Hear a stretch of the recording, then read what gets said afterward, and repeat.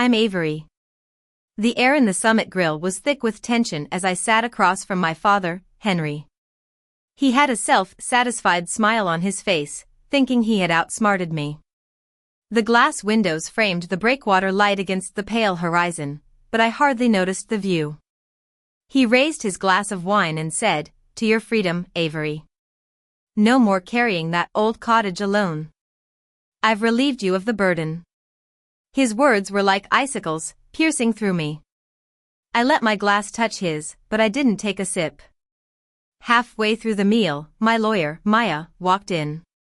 She feigned surprise when she saw me and asked if she could join us. Henry's eyebrows shot up, but he politely gestured to the empty chair. He still thought he held all the cards. As the waiter cleared our plates, Henry started to talk more freely, his voice softened by the wine. "You know, Avery, your mother always favored you. Even in her will. That cottage should have been mine. I did so much for it." I watched him carefully. Beneath his bravado, I could see the deep-seated wound that had driven all his schemes. Maya caught my eye and gave a tiny nod.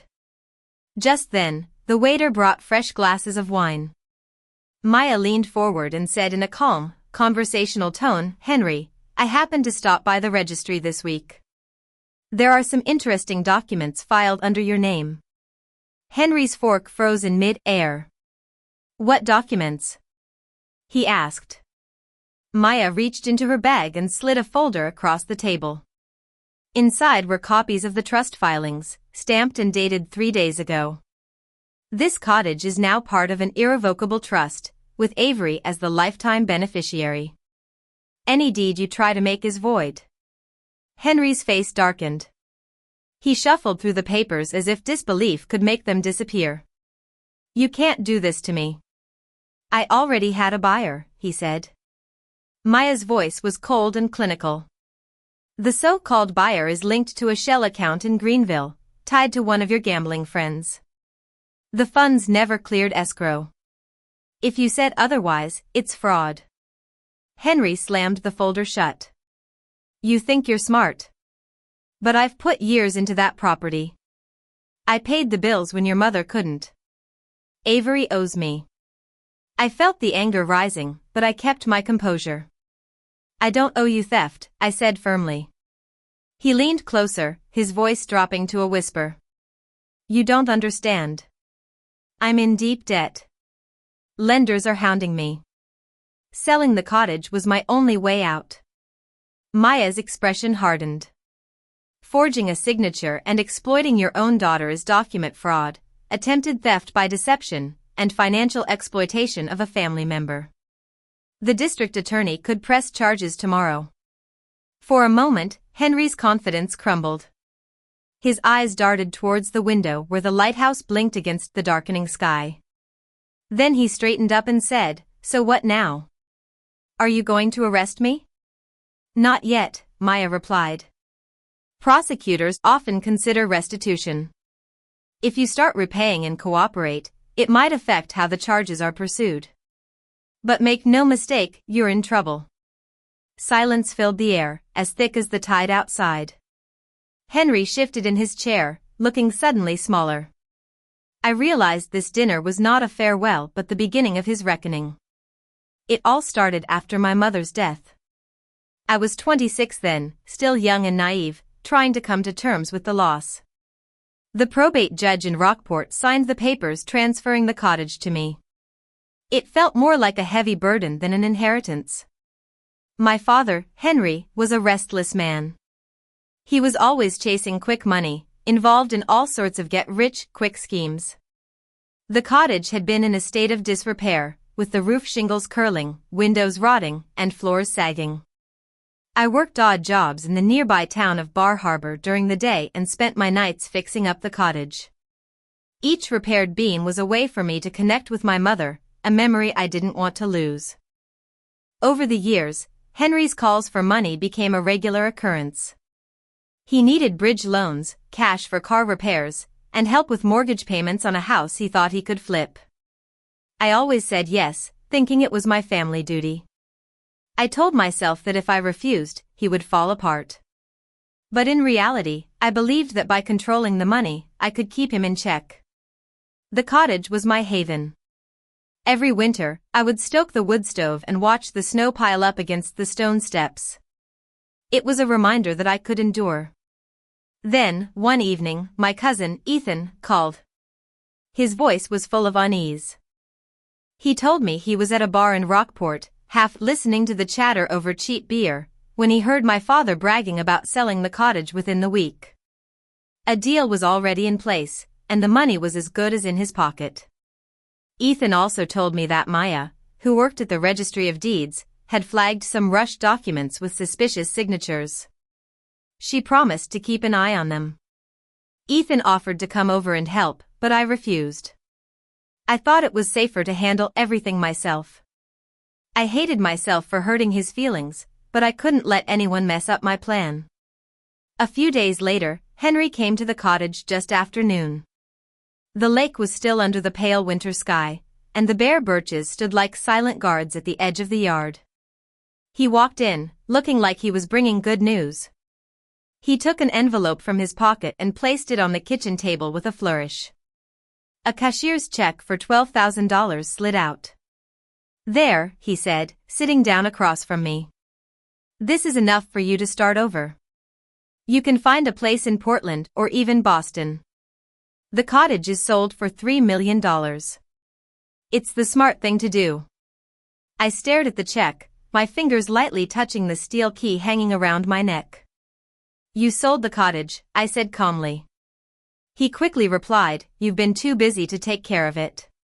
You're working yourself to the bone. I saved you from all the responsibility. Now you can be free." I let him talk. He thought my silence was resignation. He rambled on about investments and how generous he was to give me the check. What he didn't know was that I had been to Maya's office 3 days earlier, signing the papers that transferred the cottage into an irrevocable trust. A fraud alert was already in place at the registry, waiting to catch him. I picked up the check, turned it in my hand, and put it back on the table. Henry leaned back, sure that he had one. I got up and walked to the window, looking at the silent lake. I took a deep breath, gathering my strength. When I turned back, I smiled. That was the moment he should have known he was in trouble. After Henry left that afternoon, the cottage fell into a heavy silence. I sat at the table, looking at the check, and thought about all the winters that had passed since my mother's death. The next morning, I drove to Maya's office. The file from the previous night was open on her desk, marked with yellow tabs. She asked me what I wanted to do. "I don't want this to be swept under the rug," I said. "But I don't want to see him in jail if there's another way." Maya nodded and started drafting a plan. We would initiate a civil action to preserve leverage. Henry would have to start repaying from his assets, attend financial counseling, and sign a covenant not to contact me about the property or interfere with the trust. Any breach would trigger both the civil case and a criminal referral. I told Ethan about the plan over coffee in Bar Harbor. He frowned and said, "Do you realize what this will do to him? He'll say we're destroying him." I was tired of trying to find the right balance. Maybe both are true. I can't ignore what he tried to take from me, but I also don't want to ruin him completely, I said. Ethan thought for a while and then nodded. "If this keeps you safe, I'll stand by you." Back at the cottage, I started by changing the locks. The new hardware glistened against the old pine doors. Each turn of the wrench was a reminder that I could take control of my life. I also walked to the shoreline and noticed the erosion getting closer. I installed low stone buffers and native plantings, creating a defense against the natural forces. Inside, I hung 2 frames above the mantel.